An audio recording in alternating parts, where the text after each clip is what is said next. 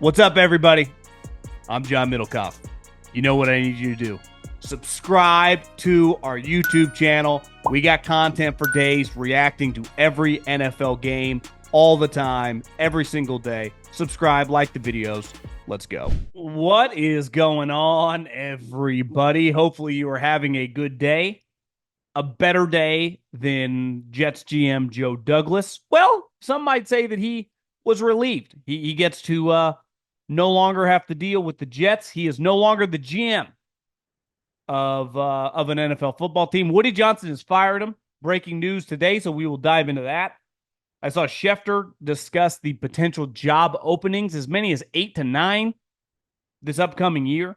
Obviously, you know, the games, the playoffs, the draft, free agency, the coaching cycle is as big of a story as there gets once the offseason starts. And obviously, it kind of cross pollinates with the playoffs. But kind of want to dive in to some of the potential teams. We obviously, you know, the Saints and the Jets currently have already fired their head coaches. I think there are a couple other ones that are pretty clear. And then there's a lot of wild cards. My question is, are there enough candidates? And do want to say a couple quick things on Jake Paul, Mike Tyson. I saw the number might be as great as over 100 million people watched that fight. At first, it was reported 60. Now it's over 100. A lot of people have complained. Couple quick takes. Me and Colin touched on it a couple days ago. And we will go on campus, Kauff on campus. I have a young man. We're going to call him intern Jackson, who I've met here in Arizona. He played football at Montana, and I met him at the golf course one couple times. He's just worn me out on the range at TPC, and just firing off football questions. And he's a listener of the podcast. He also works at one of the local radio stations here in the sports department and helps them do some stuff, produces, and he does his own stuff. And I was like, you know what? This guy loves college football. So we're going to bring him on the segment, and he will ask me some of the questions, and we'll see how we can use young Jackson. You know, he's bright-eyed, bushy-tailed, and excited to have Jackson hopefully moving forward, part of this operation. So try to give a young guy a shot. Today will be day one for Mr. Montana. But before we dive into some football, you know I got to tell you about my friends, my partners, and the official ticketing app of this podcast. Sometimes, you know, listen, what Marshawn once famously said, you got to keep your mentals. You got to focus on your mentals. And listen, we all get caught up in the rat race of life. We're just working, and then it's family stuff, and it's just the same rat race over and over. And our life can get monotonous.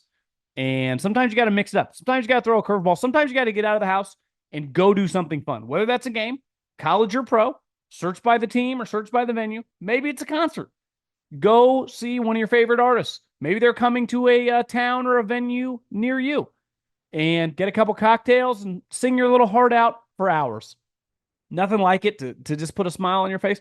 Maybe it's a comedy show. I haven't been to one of those in a long, long time, but the couple that I went once when I was in college, Dave Chappelle actually came to Cal Poly. They sold that. It's crazy looking back that he did because it was in like our little where we had pickup basketball or like intramural basketball. It couldn't have fit more than 3,000 or 4,000 people, but that was awesome. And that was in the heyday too of the Chappelle show. He had to be making some good coin on the side traveling. But if you get the opportunity, go enjoy yourself and take the guesswork out of buying tickets with Game Time. Download the Game Time app today, create an account, and use the code JOHN for $20 off your first purchase. Terms apply. Again, create an account, redeem the code JOHN for $20 off. Download the Game Time app today. Last minute tickets, lowest prices guaranteed. You know, here's the thing in the NFL.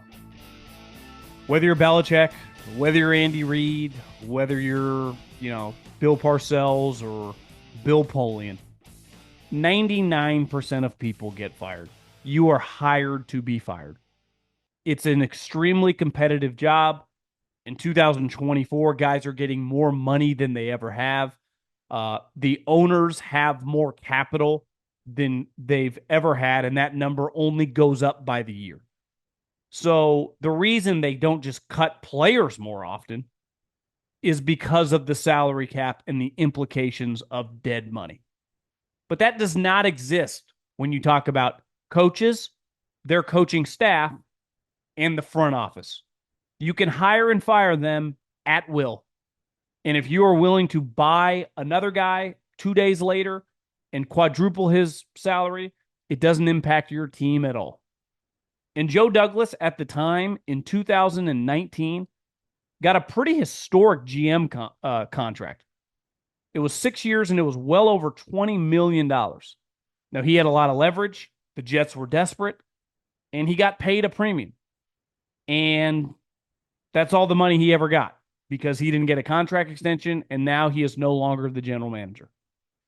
And I don't think this scenario of what happened is that complicated. Now, like anytime you go to work for certain franchises, you know it could be very rocky.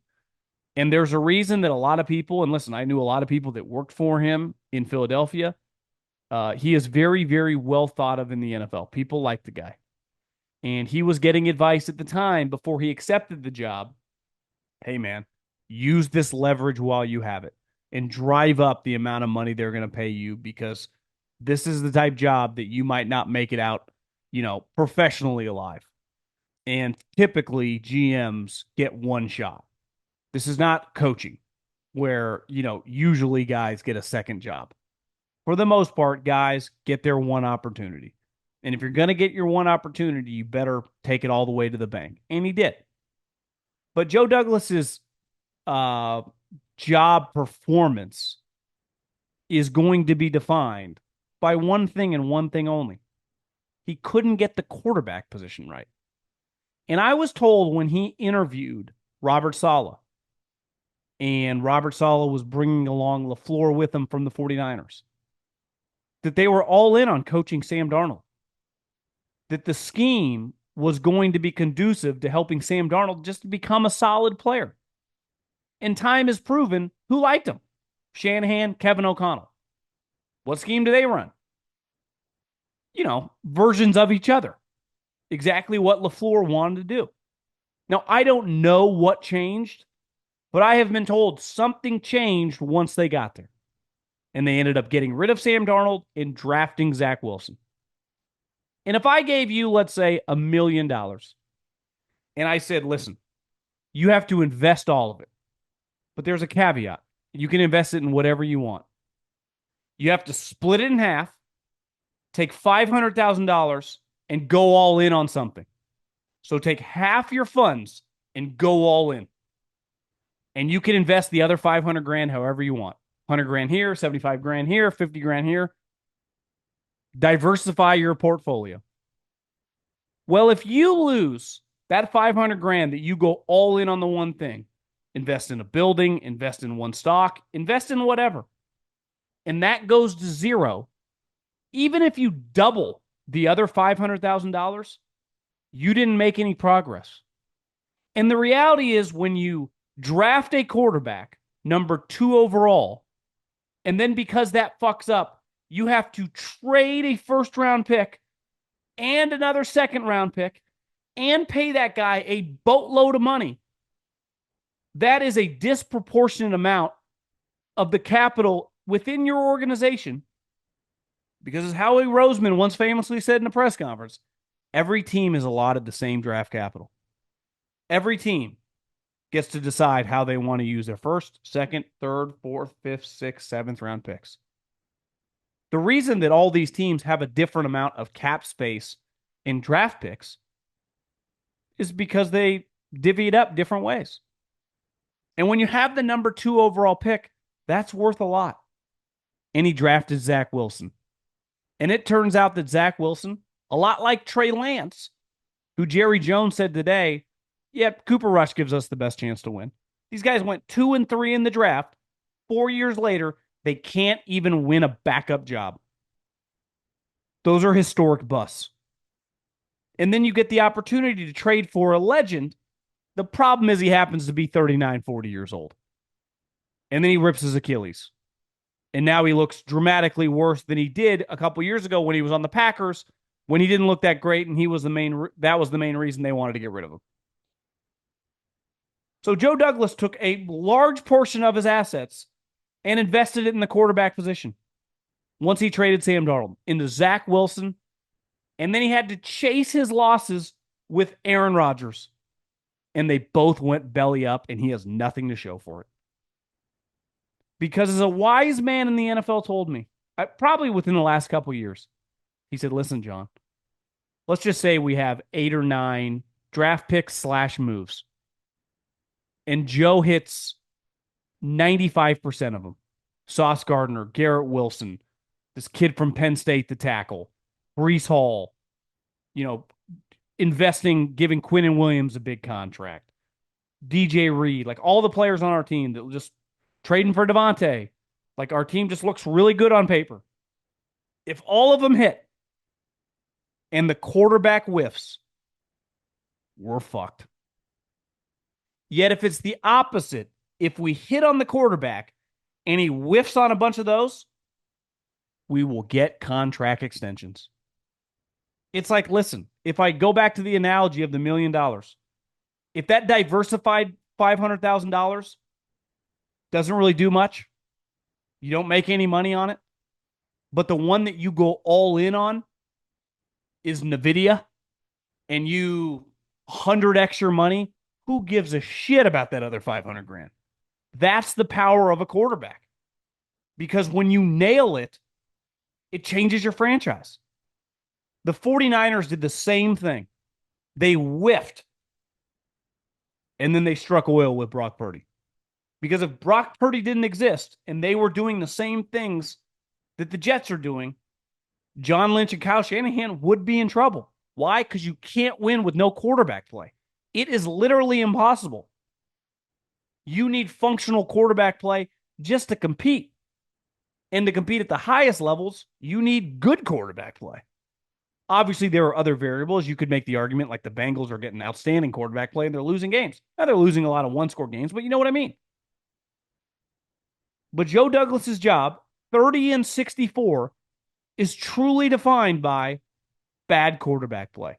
And you could also make the argument, and listen, he's become a sympathetic figure because once they fired him, the team got worse. If your job security is most dependent on either who you draft or the quarterback you sign in free agency, I would say right there hand in hand is the coach you hire. And you hired a defensive head coach that was a little over his head when it came to offensive stuff. And it wasn't going well on offense. And in a league that is predicated on the quarterback and offense, it can be a struggle. And clearly Aaron Rodgers didn't like Robert Saleh, and that's a huge reason I think he got fired. I don't know why he would have anything against Joe Douglas, given that Joe Douglas capitulated to everything he wanted. But like Aaron Rodgers is ultimately Joe Douglas's problem.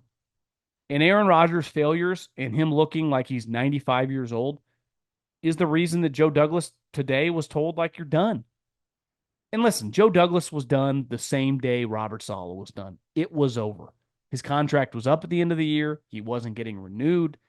And it all comes back to the quarterback. And listen, do you know what it turns out? If you could ask him, if you could have one move over, what would it be? It wouldn't be not trading for Rodgers. It would be just keep Sam Darnold another year. Take a deep breath. Because looking back, Trevor Lawrence goes 1. Zach Wilson, 3rd string. Trey Lance, 3rd string. Mac Jones should be a 3rd stringer. And Justin Fields got benched for a guy who, I'd say on a good day is like 14th best quarterback in the NFL. Somewhere between like 14 and 20. So it was a really bad quarterback class. And that started the drip process of what led them to where they're at today. Because it's pretty clear, like, Joe Douglas has a pretty good idea for talent. There's no disputing that. Like, he's a good GM in terms of non-quarterback position. But he went all in on Zach Wilson.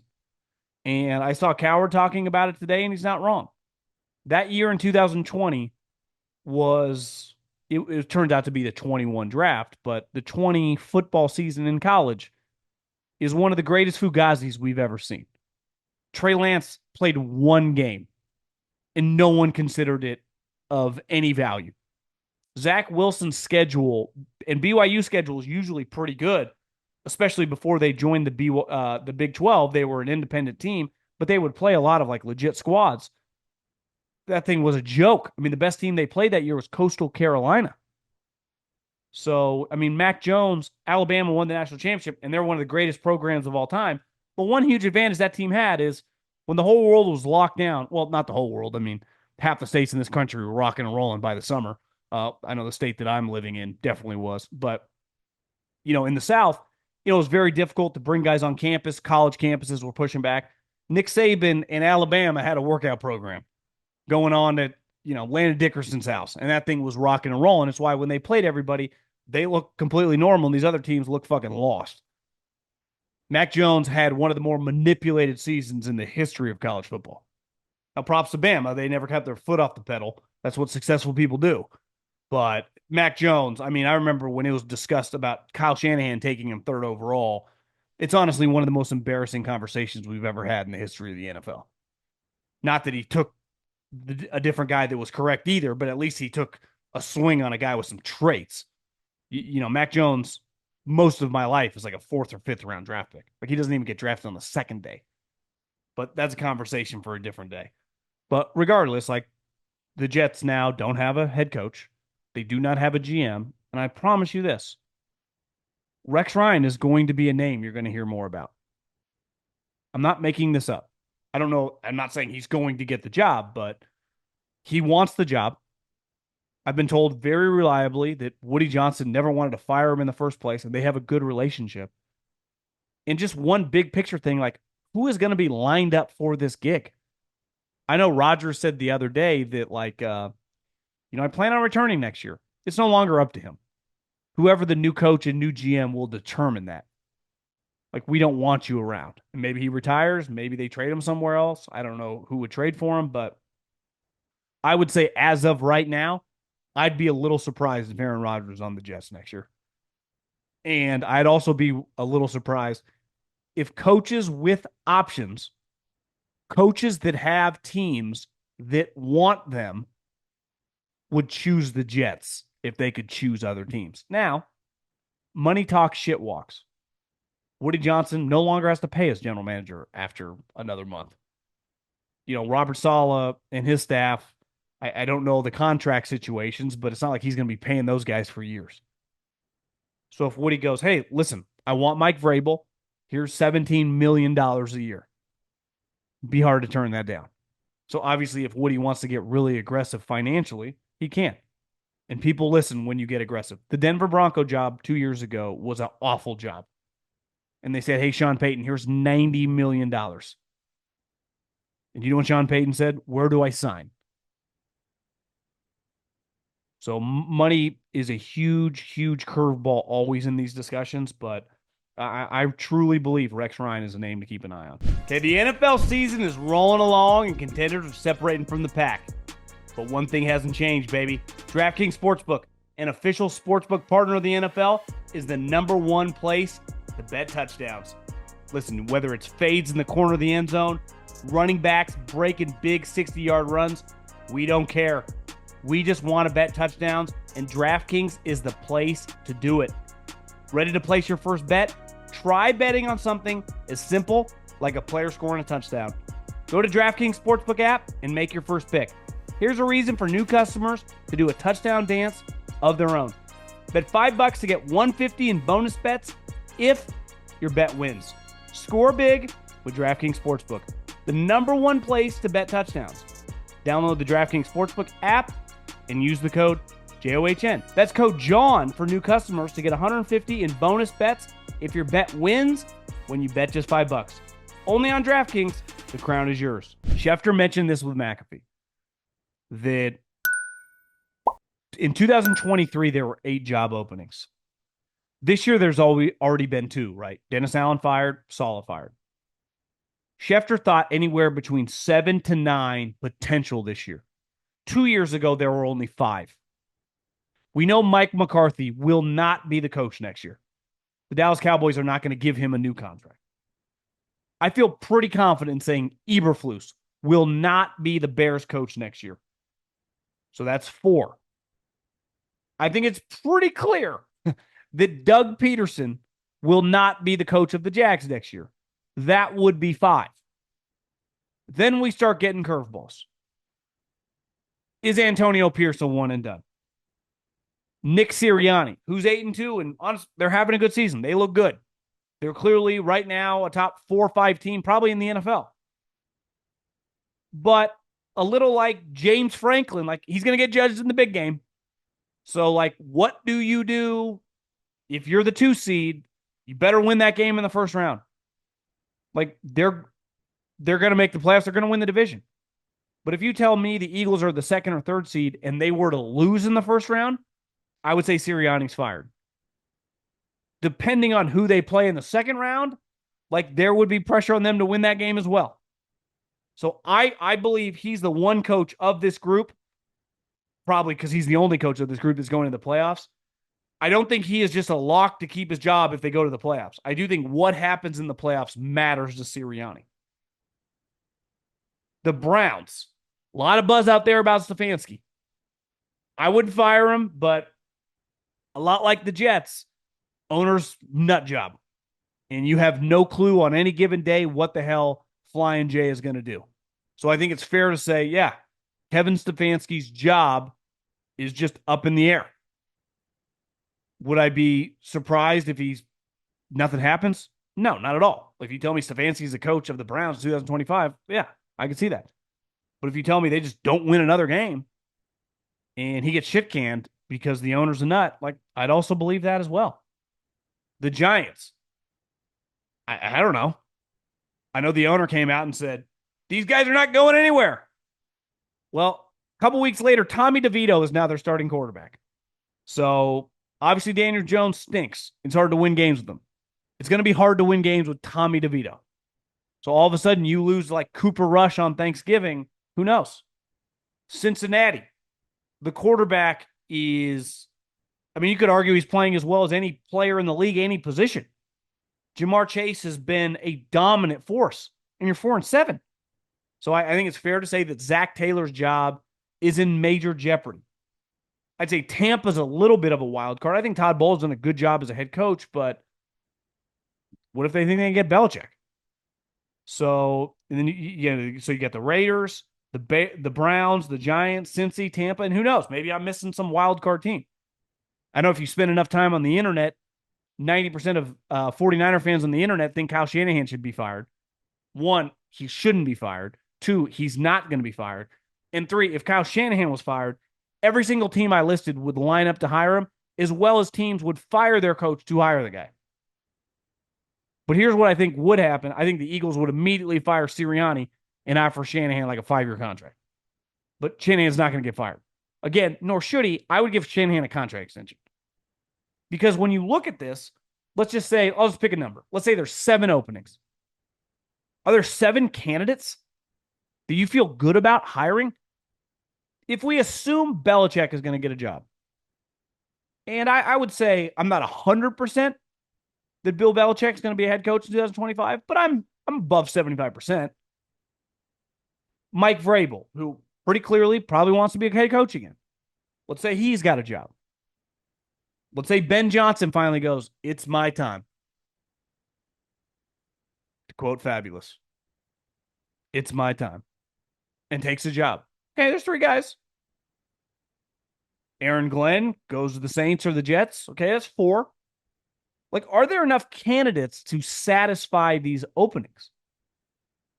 And I think the answer is, I'm not sure.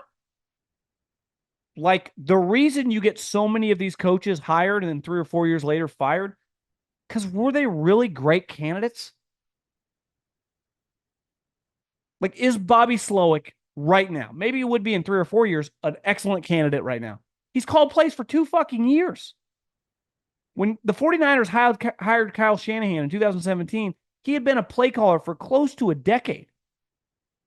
Some of these guys just started calling plays because they were never able to call plays because they worked for play callers.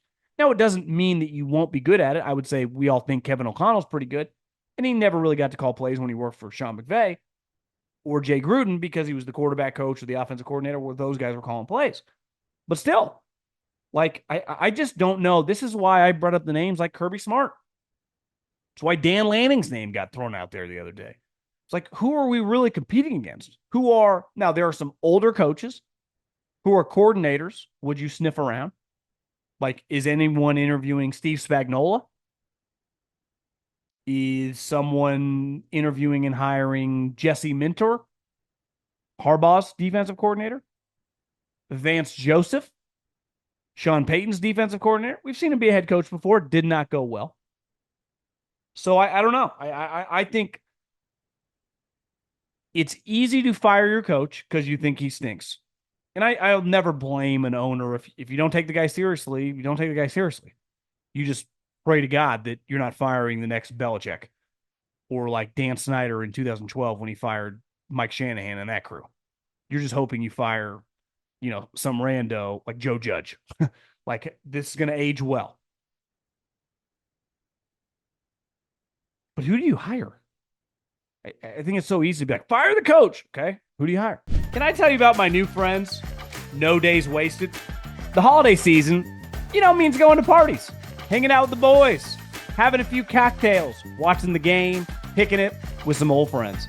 So be ready to celebrate and bounce back the next day with DHM Detox, the ultimate vitamin for when drinking. It's a science-backed functional herbal supplement loaded with antioxidants and liver-supporting ingredients. You just take these 2 capsules right after a few drinks. And DHM Detox gets to work so you can wake up feeling fresh for kickoff. No Days Wasted is running the biggest sale of the year for Black Friday. Get 30% off all orders this week. Stock up now for the holiday season and your next game day celebration. The Detox supports your body's natural response to drinking by helping break down the toxins so you don't feel sluggish the next day. How awesome is that? Don't love it? No Days Wasted offers a full refund on your first order of a 15-pack. No questions asked. Don't waste time feeling sluggish after a night out.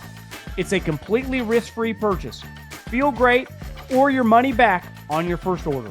Head over to nodayswasted.com/3andout and use code 3andout. That's number 3, ANDOUT, to get 30% off your order. That's nodayswasted/3andout for 30% off and free shipping. Really quick on the Netflix thing. I watched a decent amount of it. I did have a hard time buffering, which really threw me off because when we remodeled this house before I even moved in, I paid this company a lot of money to hardwire my house. Obviously, it's my business. I was going to go all YouTube TV, so you could not. It'd be hard given the size of my house to spend any more money on the electrical operation that I got set up in my pad with all the TVs wired. I have this huge box in a closet that I don't even know what it is from the, it's like Fort Knox with cameras, the whole thing. But I had to have the fastest internet set up humanly possible. And I remember turning that thing on, right as it started, and it just would not load. And it really threw me off and didn't know what was going on. And obviously a bunch of people experienced it. And then you just hopped on Twitter and everyone complained. And everyone complained till the moment that thing ended. And I didn't quite understand that. I get as a consumer, if I buy a pay-per-view, and I go back and I mentioned this to Colin, being in college when Oscar De La Hoya fought Floyd Mayweather. It was such a terrible fight. And at the time, whatever we paid, all chipped in $20 or whatever, $100, $99.99. We watched it across the neighbor's house at Caitlin's house because she had the pretty sweet setup at Cal Poly. And I remember sitting around, we were all like, this fight sucks. And it's happened a lot in boxing, right? You have bought pay-per-views that just haven't been that good. But you tell me Floyd's fighting Conor, we're just going to buy it. And then everyone complains. You have a right to complain if the steak doesn't taste good and you just spend, $300 at dinner. But at this point in time, when everyone owns Netflix, I don't have to watch it. So I'm just turning it on. It's not free because I pay for Netflix, but I'm not paying for this. You pay for Netflix for the catalog of all the bullshit that they give us. And ideally 5-6 times a year, they give you something that blows your mind. It's much more few and far between now than I think it used to be. I feel like it used to be much better. Now it's much more, I would say, watered down. But like, I have a hard time complaining about something that I didn't pay for directly and I didn't have to watch. You also, part of the intrigue is just anytime you say Mike Tyson, it's like saying OJ Simpson. There are certain names that just like you start paying attention, right? Like what's happening. And that's what Mike Tyson is. He's 58 fucking years old. Now, I was hoping, like most people, that I hope Iron Mike just hits him with one right, gets him close and hits him with one of those famous uppercuts to the jaw and KOs him. It was clear immediately that was not going to happen. But when the thing ended, it was like, I just watched a 58-year-old. What did I expect was going to happen? If you said, hey, the Yukon Huskies are going to take on Michael Jordan and four other guys, we all watch. I think it's fair to assume at 60 years old, Michael Jordan would not be good at basketball. Why? He's old. I've always said, like Aaron Rodgers, why he sucks now, he can't move. His arm is still really good. Dan Marino, if you put him in pads in the commercial where he's in pads with like Jerry Rice and Emmitt Smith and just had him throw an out route, if you let him warm up his arm, I bet it would look pretty good. But if you threw Dan Marino in a UFL game, one of those spring leagues, I bet if you said, hey, Dan Marino is starting for the Florida, whatever they are, against the Birmingham, River Cats, quadruple the amount of people that would normally watch would watch. I think it's fair to say that he would suck. So 58 years old boxer, regardless of being one of the all-time legends and most powerful punchers in the history of civilization, he was 58 years old. So I think we're so quick to complain. I always notice this. Everyone loves doing a negative spin on stuff. Sometimes if I just need to chill, I'll just go to YouTube and just go down a rabbit hole of some music. And I'm a big like type in whoever I want to listen to acoustic. Like I want to hear them just raw and real. And if you go to anyone, especially my generation, right? People from the 90s. So like I find myself just getting in these moods where I want to listen to the music that I grew up on. I think, and I will probably always think, that that's the best time in the history of music. Why? Because that's what I grew up on. Just like most people, the music they grew up on usually means the most. But if you go to the comment section of anything, whatever I'm listening to, Soundgarden, Dr. Dre, you fucking name it. All the comments are with a negative spin. Remember when music was great? How much better this music is than what is playing now? These guys today could never do this. It's the easiest thing to do. And don't get me wrong, like I can be negative as well. But on this situation, like I don't know what anyone expected, right? This was Netflix is in the business of getting a lot of people to watch these events. And it worked. And honestly, boxing has been really good at that over the years because they do these circus act things that draw us in. And then we watch. And then we immediately complain. I told Coward this the other day. I'm not a big, when I was at Cal Poly, Chuck Liddell was in his heyday. Chuck Liddell wrestled at Cal Poly and trained at Cal Poly. So it was a really big deal in the early mid 2000s. And we used to buy the fights, and it was awesome because the Iceman, he was a one-hitter quitter. And I don't buy most of the UFC cards.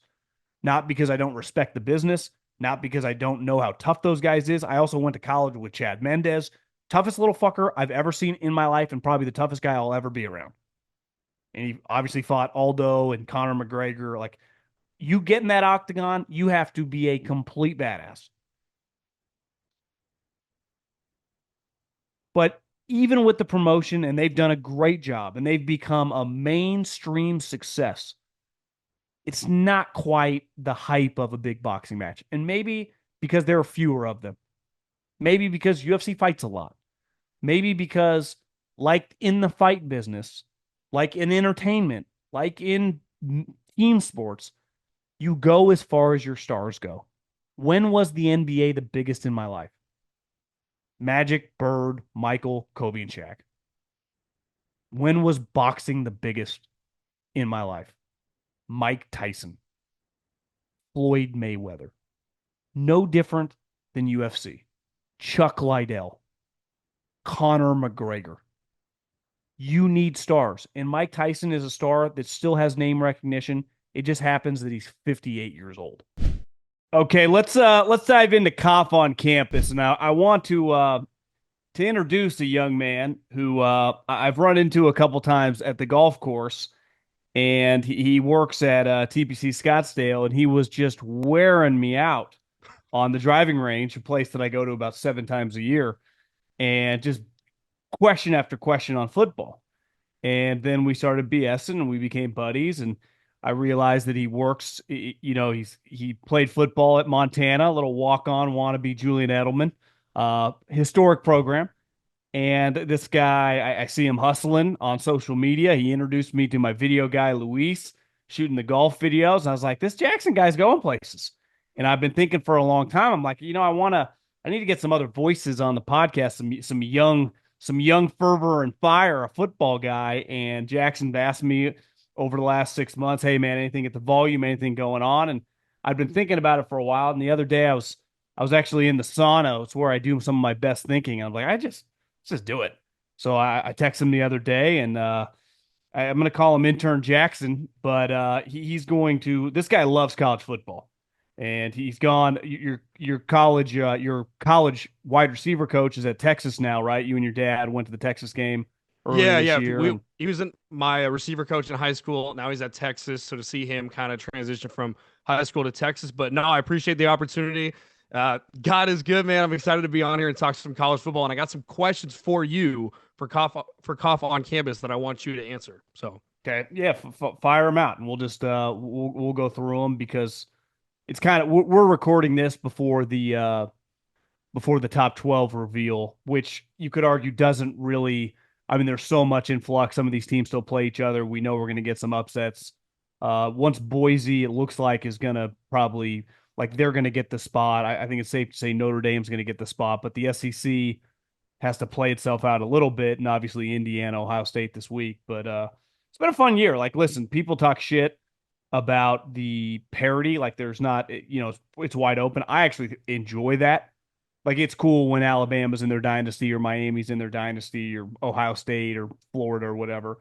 But I think the cool part about this year, however it does shake out, is you could argue of the 12 teams that get in, like 8 of them are going to truly feel like they can win the Natty. Boise, is Boise going to feel like they can win the Natty? Is Indiana going to feel like they can win the Natty? Probably not. You're a Notre Dame fan. Can they win the Natty? I I I just don't want know. one game. I just want one win, John. Just one win. That's all I ask for. Got to be Army this weekend, though. So Yeah, it's gonna be a it's going to tough be tough. battle. Let's But let's let's fire it start. into it. Yeah, yeah, yeah. Let's start in the Bayou. LSU lost 3 straight games. Texas A&M, Alabama, Florida. John, does LSU have a Brian Kelly problem? What's crazy is I think when we look back 3 years ago, they wanted Lincoln Riley, and rightfully so. And it kind of felt like when he went to USC for $120 million, they got, the second girl at the bar who was a little chubbier, not as good looking. But hey, they were desperate, and she was an upgrade over what they were dating. I thought that it would work and maybe not win a national championship over the first 3 years, but they would. You told me there was a 12-team playoff. I would have been like, Brian Kelly's in the playoffs. I think this year is way more embarrassing than last year. Like, they just had a situation where their defense was terrible, but they still had the Heisman Trophy winning quarterback who looks like he's going to be a star.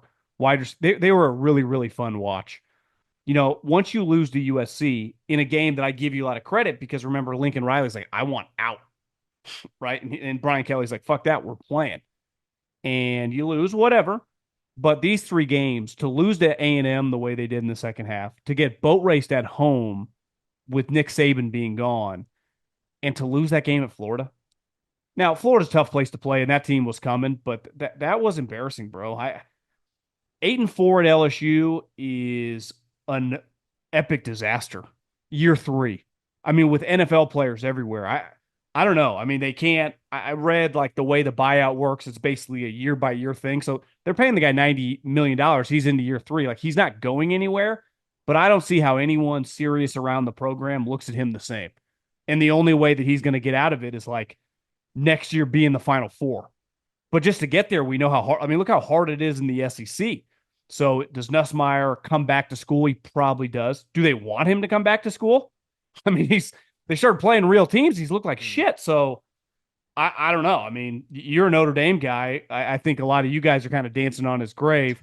The irony is it's easier at Notre Dame because you guys play nobody. If he just stayed there to go Mm. 11-1 every year, like it's just way harder in the SEC. I think it's interesting too with LSU. It's like, well, do you want to win a national championship or do you want to win 8, 9 games, barely make the playoff?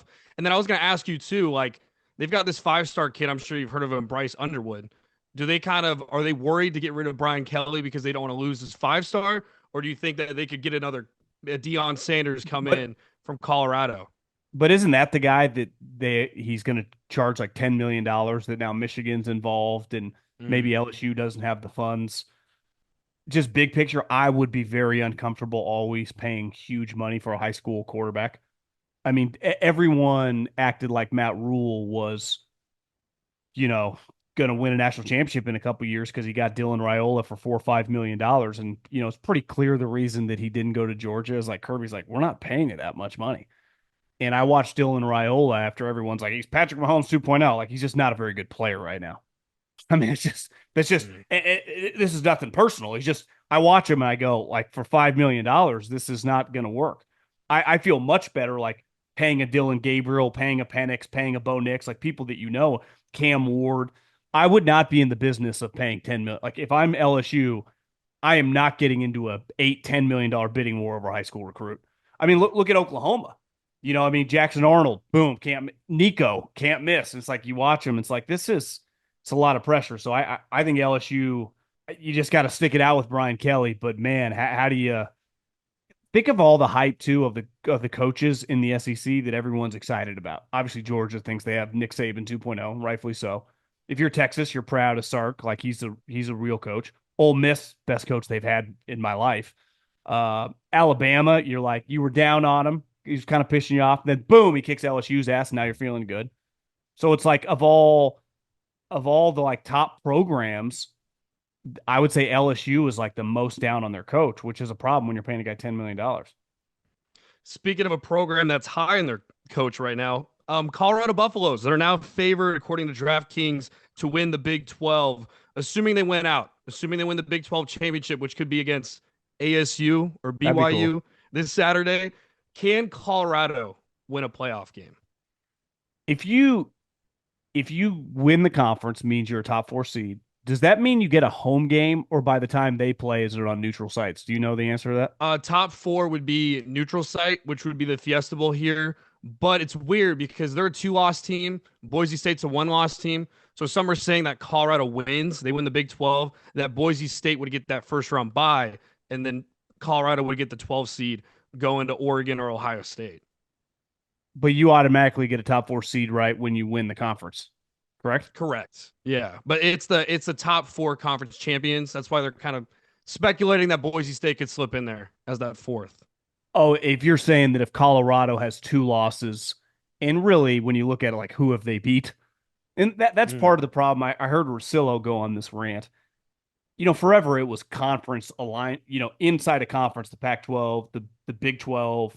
I guess the Big 12 wasn't, but the Big 10 and the SEC was split east and west or north and south. Now it's kind of random. Like the Georgia schedule this year is pretty insane, right? And then you look at Colorado, their schedule, they don't play BYU in the regular season. Now they played Kansas State and they lost, but they don't even play ASU until they would the championship game. Did they even play Iowa State? And I'm not hating on them because they have been really impressive. If you told me, and again, like depending on how it shakes out, they get a home game, I think that would be a pretty crazy place. That place has been rocking this year. If it's a neutral site game, like if they get a neutral site game against like Texas or Georgia or even like a Penn State, I think it would be very, very difficult for them. Notre Dame, whoever, all the big 7, 8 teams. I think it would be a problem. I think a home game would be, I'd give them a fighting chance because I would say a neutral site against the top 7, 8 teams, the Bamas, the Tennessees, the Georgias, Ohio State, Oregon. I think they'd be like a 10-point underdog. Hmm.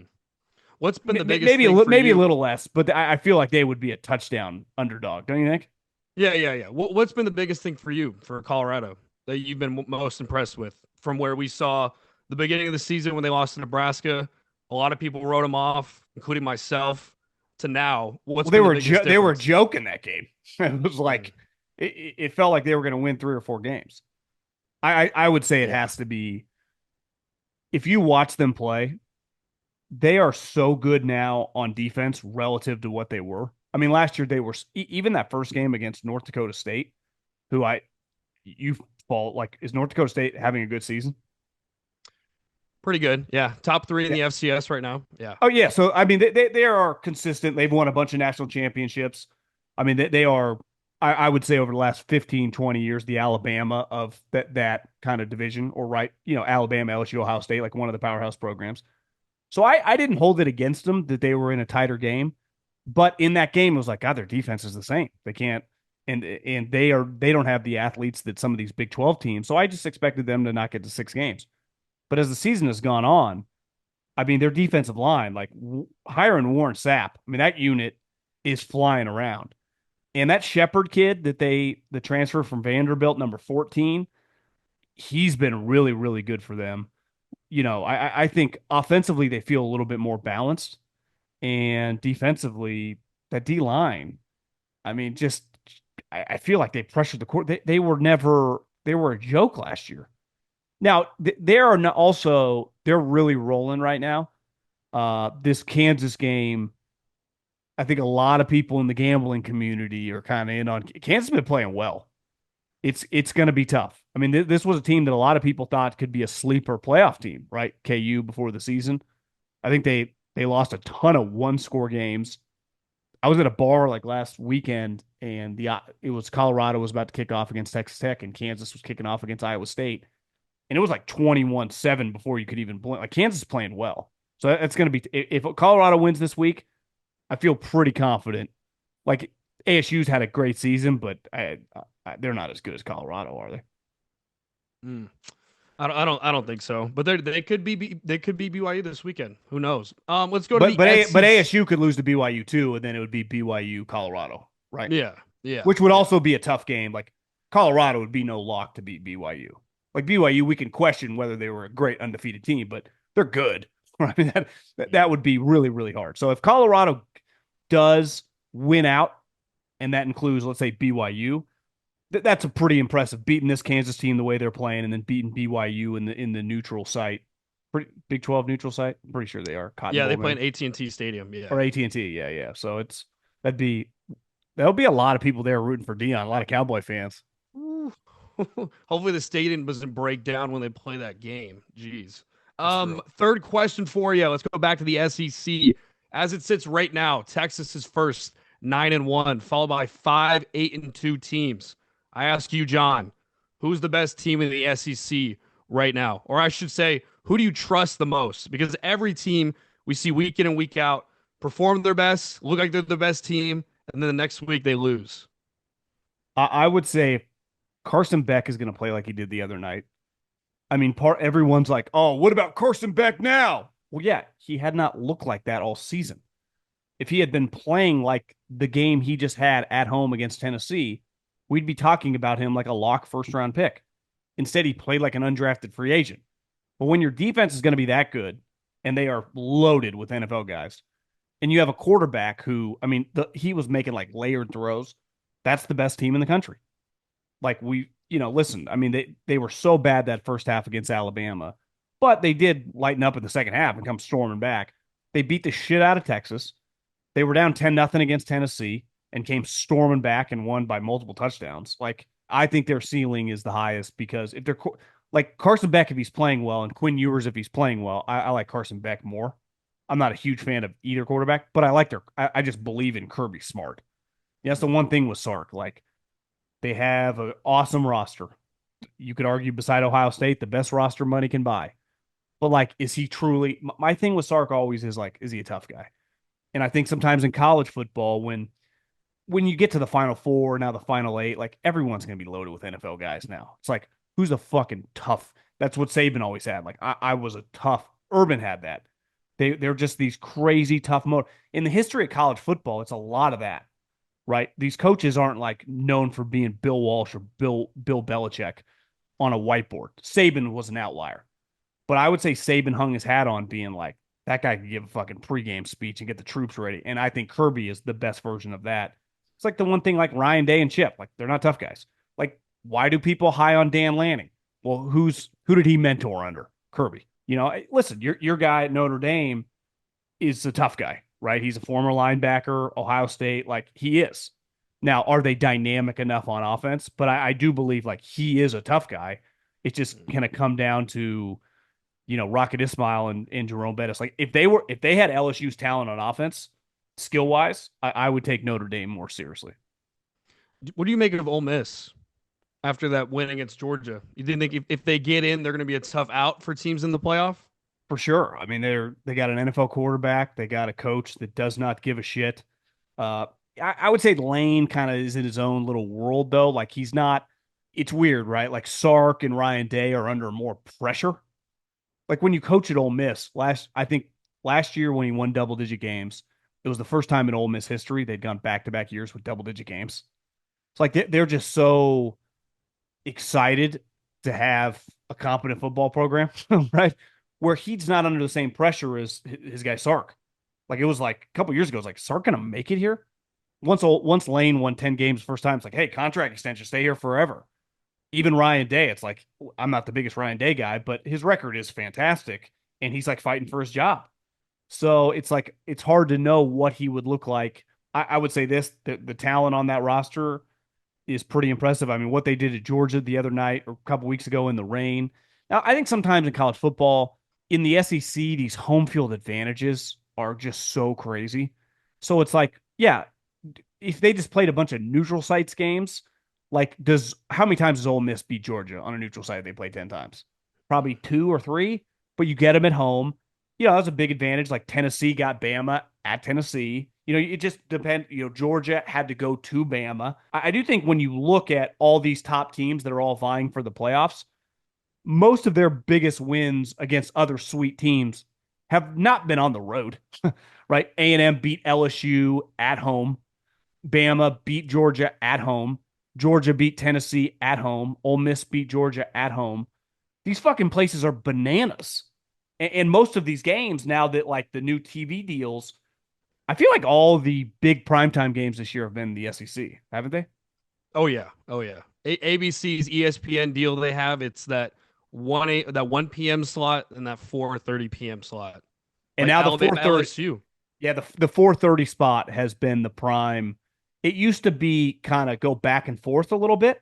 Like for most of my adult life, like Ohio State and Michigan and some of the Pac-12 teams would, it would kind of rotate.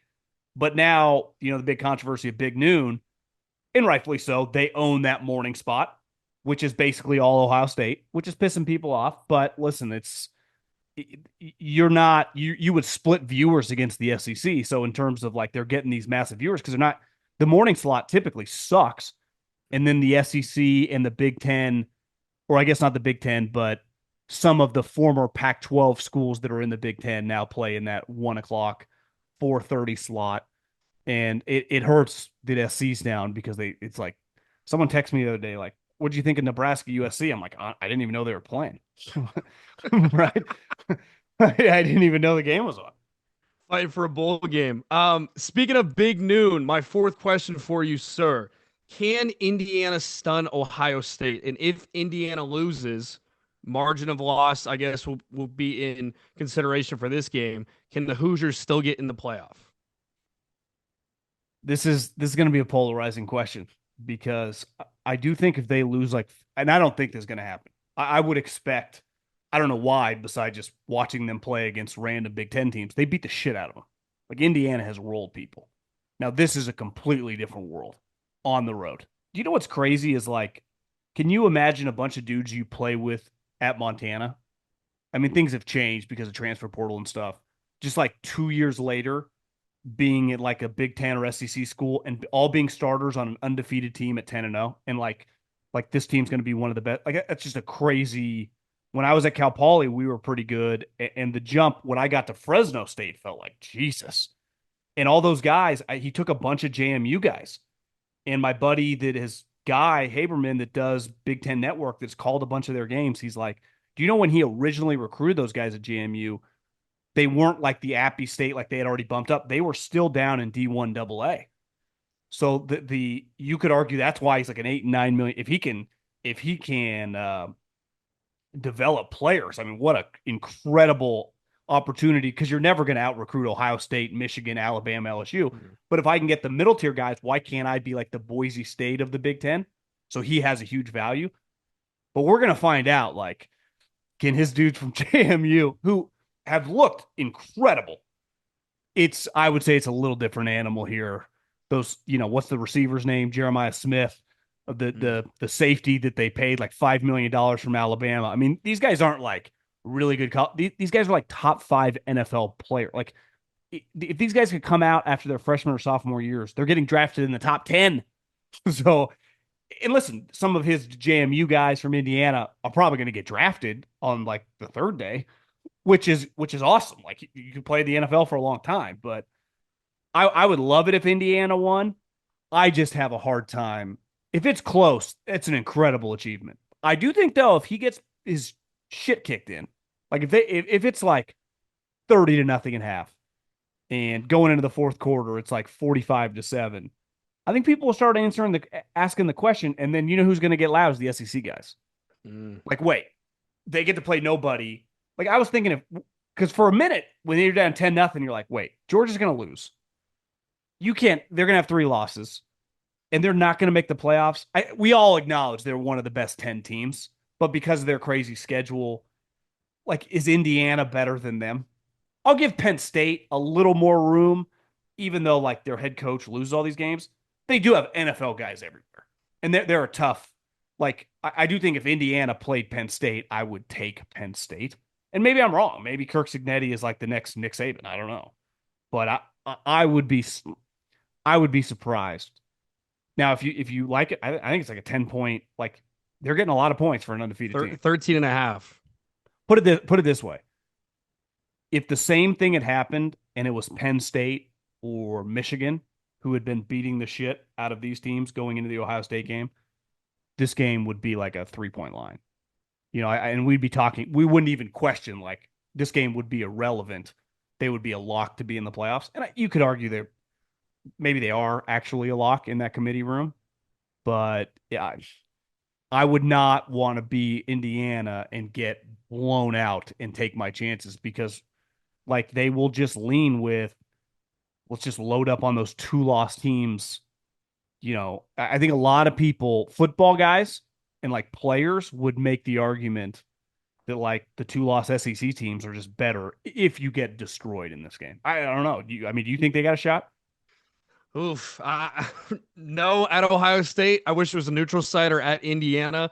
I think one thing to look in this game is if Curtis Rourke throws the interception early, he starts out slow, it's going to be a long day for him. But I think if they can keep it close, like you said, like if they lose by a touchdown, I think it to the committee's eyes, it's a better loss than Penn State at home. But I mean, it's a hell of a story, though. I'd love to see them make the playoff. But they're probably, I would say, it would have to take a massacre for them to get left out. You could probably lose by 20 points. I think they're minus 500 to make the playoff right now. Being yeah, Indiana. so you could lose like 40-20, and let's just say at half it's 21-10 or something. Yeah, it'd be like at Ohio. I think they'd be okay. The one thing they've done, and a couple times I watched them. I mean, one time I had a pretty big bet on Nebraska.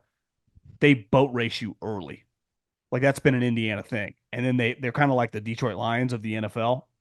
Obviously the Lions we know are really good. We're about to find out. They like start kicking you when you're down. Like they don't call off the dogs.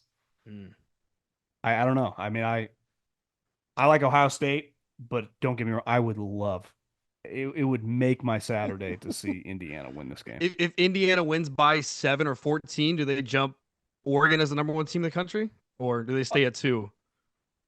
That's a good question. I mean, well, they would basically be a lock then to play Oregon. It wouldn't really matter because Ohio State would essentially be done, right?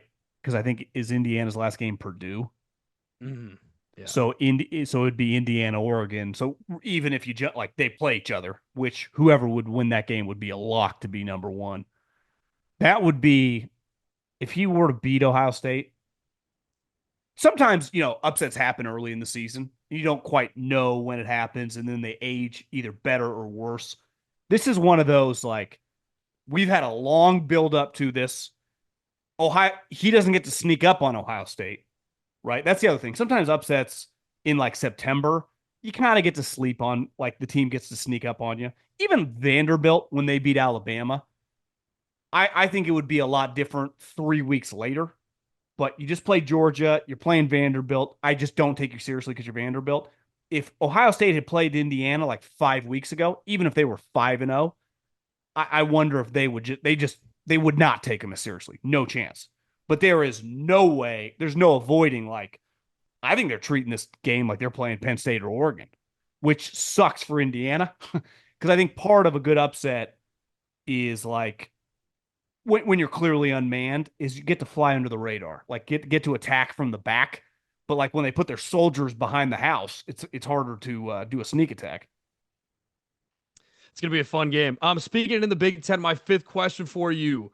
3 weeks ago, you said on your show that you liked Oregon to win the national championship. We've seen this season where some teams at the top have had some scare games. They had a narrow victory last weekend, 16-13 at Wisconsin. Has your view changed on the Ducks after that narrow victory? Well, I think you're like I said about the SEC. I would say Wisconsin is one of the places, and we don't see it as much because these Big Ten teams play a lot of morning games. When you do play a night game in some of these places, Penn State, Wisconsin, they do have an SEC vibe. Like that's a tough place to play. And you're still dealing with 18, 19, 20-year-old guys. Like you don't get to blow everyone out. Uh, I still like Oregon a lot. I guess thing I would change my tune on. I do think it's going to be very, very difficult to bet on who's going to win the national championship because one, you're not getting great odds on like Oregon, Ohio State, Georgia, and to me, they're no lock to make it past. Like it's going to be hard for them to get to the Final Four, and they're no lock to be in the final game. So you might just be better off betting on an individual game basis. I think it's pretty wide open. I saw something on TV as like college football today, or like if Ole Miss gets in, could they win the Natty? Well, hell yeah. And I don't think we could say that in recent years. Now, granted, it was just a small pool, but it was pretty clear. Like looking back last year, the national championship turns out it was Michigan, Alabama, because Washington, while they match up really good against Texas, it would have been those two defenses were too good. They just wouldn't have been able to. I mean, Alabama has like corner starting for the Detroit Lions. I mean, their defense, the pass rusher who went in the first round of the Minnesota Vikings, like that would have been, they would have lost those two games. So it turns out the national championship was at the Rose Bowl. I don't know if we're going to be able to say that about like any of these games. Now, Oregon has as good of a chance as any, but like, do you think Notre Dame can win a national championship? No, no. I It's think we could harder have because you one got to game play though. more game. You got to play more games, right? I do think Notre Dame at home against Penn State would be a closer game than people expect. I think Notre Dame would be an underdog. Like I get it, Notre Dame hasn't played anybody. The NIU loss, I hear about it every day, week 2 and stuff. But if you talk about most impressive team the last 2 months that's been dominating teams like Indiana has, Notre Dame has, Riley Leonard's been more confident in the pocket. But I do worry about USC next week on the road because those are one of those games that Notre Dame's like you talk about Brian Kelly winning those games. Marcus Freeman usually loses the last week in a rivalry game when they need to win it most. So, The one but thing yeah, you I'm got going for optimistic. the one thing you got going for there will be no home field advantage for ESC. No one cares. It'll be pretty life. If anything, there'll be a lot of like West Coast Notre Dame fans out there. Mm, You could argue it'd be a Notre Dame home game. true, You should true. go to that. It'd probably be cheap tickets. I'll use game time. Yeah, Code promo John code game John. time. Yeah, Yeah, I mean, there's gonna be a lot of pressure on three or four coaches in that first round, the non-bye teams. And if those two teams play each other, there'll be you could argue there'll be more pressure on James Franklin than any coach, 5 through 12 those original games. Because if he can't, especially if he's favored against Notre Dame, technically he probably won't get a home game, huh? Probably won't happen. Probably not. No, I Well, don't think Notre he'll be Dame's able either to going to be run. like the fifth or the sixth, or they're out. Like they either beat USC and they're like one of the top teams, or they're just out. If they lose that game, they're out. There's no margin for victory, which the Yeah. SEC would love for Notre Dame to lose because that would basically get them five teams. Hmm. I was going to ask you too. My last question, bonus question six. Do you value because now with the transfer portal and NIL, like the landscape of college football just evened out, and you always hear, well, they haven't played anybody, but eye test, strength the schedule. Do you value strength the schedule now because of the new landscape of college football, or is it more eye test, in your opinion, Well, or the both? thing to me, the thing with strength of schedule is like a schedule can look good at the beginning of the season and then by the end look shittier. And I think sometimes in the SEC, like this is going to be a hard schedule. This is not going to be hard. But like when a team runs the table that no one thought, like Indiana, like people pick them to win like three or four games, and then they win, and you try to discount it. I think one thing that hurts the Big Ten is it's just down because Michigan sucks. So like part of the SEC argument's always been like, the bottom sucks. Well, yeah, the middle tier has always been loaded with NFL players. So you had these teams winning 6 or 7 games, but they were full of like five or six guys from those teams would be drafted, and then the top teams were elite. And the Big Ten always had that too. But now they're top. They got very lucky that Oregon got involved because like Ohio State, Oregon, Penn State's kind of established what they are, an NFL factory that you don't trust to win any big game. I do think the eye test has to matter because like Penn State has not beat anybody, and they haven't in a long time. But it's clear they're pretty damn good because of the NFL players they have like on their front seven, and they're beating 95% of the country. It just happens like, yeah, the last 3 years, Jim Harbaugh owned them. Well, yeah, Jim Harbaugh had an NFL team. Ohio State kicks their ass. Well, yeah, Ohio State kicks everyone's ass except like two or three teams in the country.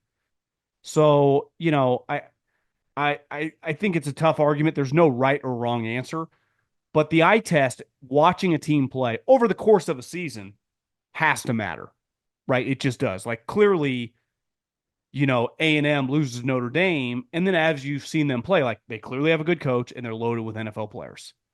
Now, just because you have an eye test, that would have been the thing for Georgia. Like if they would have lost that game to Tennessee and they had three losses, you, your argument to get them into the playoff would have been the eye test. It's like, guys, they got every single position on defense. They got an NFL draft pick. They got NFL players on offense. Their quarterback coming into the season was viewed as a first rounder. He had a bad season, but they still have the best coach. It's harder to make that. So you have to have like at the end of the day, it does come down to winning and losing the games, right? And that's like Clemson's a good example. Like I'm glad they lost that second game. They're just not as good as a lot of these teams. If you put Clemson in the SEC, they're not 6-6, but they're probably like 8-4, right? And they're going to be what 10-2. Like I watched a lot of that game against Pitt the other day. I mean, they should have lost that game, Mm, right? yeah. I was going to So ask you too, because on that topic, like Texas right now, so people are kind of speculating that if Texas loses to Texas A&M next week, their best wins Vanderbilt. But to your point about eye tests, they've got what's their NFL record guys though? Would that be everywhere. their second loss? It'd be their second loss. Yeah, so they'd be in the six-way tie. Like it would be A&M beat Texas, but Texas beat Vanderbilt, who's not even in the mix. They won't even have a win with the top six teams in the SEC. So do they They get they knocked would out? they would be tough because it's clear they are loaded with talent. Like no one argues that. Like they are a top five roster in college football. Uh, they got curb stomped by Georgia, which was pretty embarrassing. I think the A and where's that game in A&M? At A&M. That's a tough place to play. So I think one thing they'd have going for them is they were a playoff team last year. They rolled back a lot of the dudes. Uh, I'd have no problem if they got in, but I would understand the argument because part of it, like last year, for example, once it came down to the end, And remember, the argument was like, once Bama beat Georgia, it's like, well, Texas beat Alabama. So I'm a big believer in the head to head, even if you play 12 or 13, if you end up going to the conference championship, you play 13 games. What's the whole point of the sport if I beat you straight up? Like, let's just say the final spot came down to Notre Dame and A&M. Like, even if A&M has incredible wins, I played you and I beat you.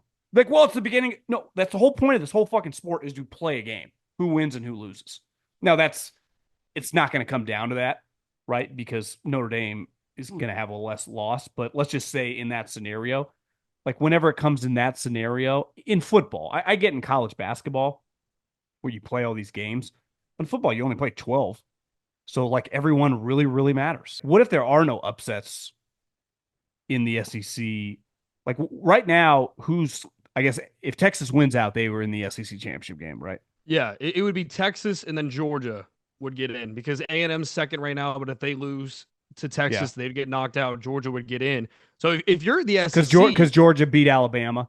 yeah, correct. And they also beat Tennessee. And then Ole Miss is all the way down there because of common opponents and See, tiebreakers and all that stuff. here's what's going to be interesting though. So Georgia plays Texas, right?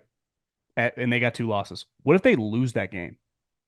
So Texas beats them. So obviously Texas is probably the 2 seed behind Oregon, Ohio State.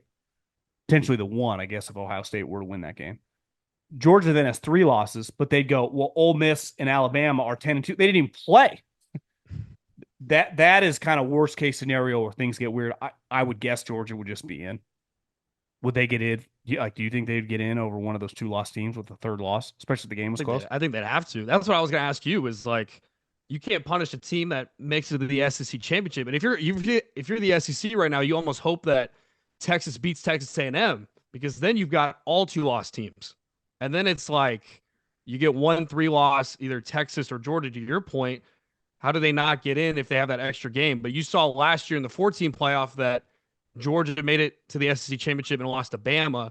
But I guess Bama, had a good performance there, and they got knocked down, I think, from like 1-4 or 1-5, I should say, being Georgia. So I think it's a lot of debate, a lot of discussion. It's just going to be weird how the committee decides it, and the SEC bias. Indiana is throwing the curveball in this because if they didn't exist, if they were just like an 8-4 team having a great year but not a playoff team, the Big Ten would just get their 3 teams. It'd be Oregon, Ohio State, Penn State, and the SEC would get their 5. And you kind of hope that Notre Dame loses if you're the SEC, because then that takes a spot out of there too. 100%. So, but I would say if you just did the math, looking forward to the next 5 years, Notre Dame's upcoming schedule better than mine, but as long as they're going to stay independent, they're probably going to be there more often than not, right, in the mix. So, and especially if like whoever their ranked teams are, if they take care of business. And this year they went to does Texas A&M go to Notre Dame next year? They do. So it's like you win that game. I mean, what's A&M going to be ranked coming into the season next year? Top 15 team, I'm sure. Oh, yeah.